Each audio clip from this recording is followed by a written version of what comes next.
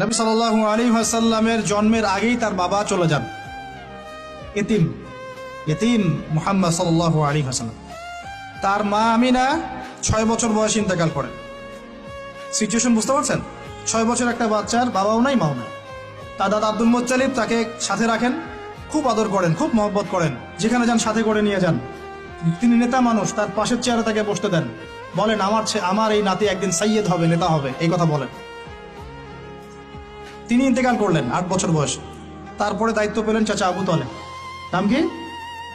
এই 8 বছর বয়স থেকে নিয়ে নবী সাল্লাল্লাহু আলাইহি ওয়াসাল্লাম নবী হয়েছেন 40 বছর বয়সে, আর মক্কায় ছিলেন 13 বছর, প্রায় 53 বছর। প্রায় 53 বছর পর্যন্ত, 8 থেকে 53 বছর পর্যন্ত, এই যে লম্বা সময় চাচা আবু তালেব নবী সাল্লাল্লাহু আলাইহি ওয়াসাল্লামকে পাহাড়ের মতো প্রোটেক্ট করেছেন, পাহাড়ের মতো।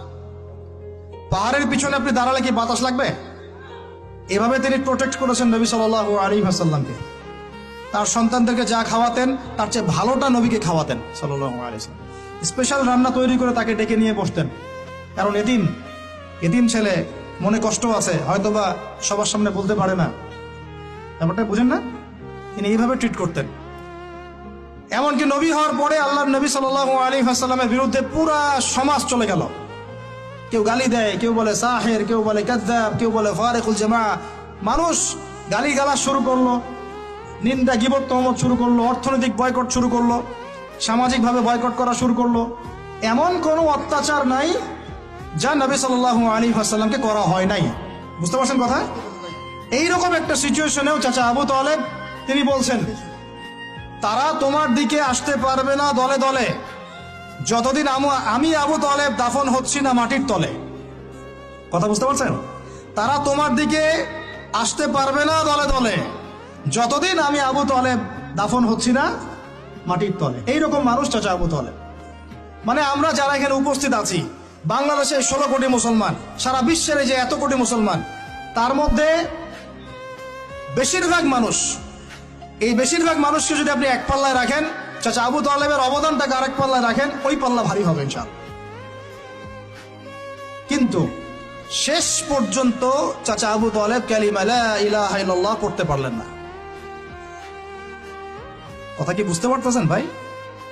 নবী সাল্লাল্লাহু আলাইহি ওয়াসাল্লাম বারবার বলতেছেন, চাচা খালি একটাবার কালিমা পড়েন, আমি আল্লাহর কাছে আপনার জন্য সুপারিশ করব, আমি আপনাকে জান্নাতে নিয়ে যাব, আমি আপনাকে জান্নাতে নিয়ে যাব। চাচা খালি একটাবার সাক্ষ্য দেন, শাহাদা দেন। হলো না। হাদিসের মধ্যে আসছে চাচা আবু তালেবকে জাহান্নামের সবচেয়ে উঁচু স্থানে রাখা হবে, যেখানে তার পায়ের গোড়ালি বা টাকনু পর্যন্ত আগুনে পুড়বে। এতেই তার মগজ টকবক করে ফুটতে থাকবে, নাউযুবিল্লাহ।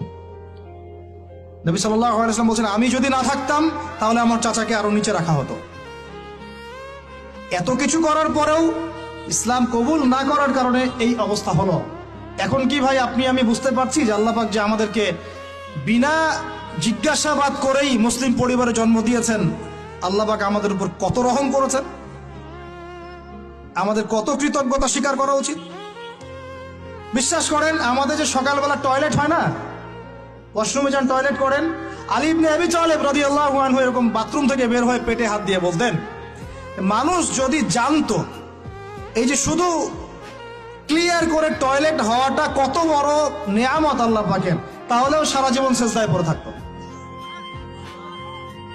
আমরা এগুলো বুঝি না, শ্বাস নেওয়ার নেয়ামত বুঝি না, পানি পান করছি, পানি আল্লাহ পাক দিয়েছেন, এটা নেয়ামত বুঝি না, গরম পানিতে ওযু করে আসলেন নেয়ামত বুঝি না, সুস্থ আছি নেয়ামত বুঝি না, প্রত্যেকটা অর্গান ভালো আছে শরীরের নেয়ামত বুঝি না, রক্ত চলতেছে নেয়ামত বুঝি না।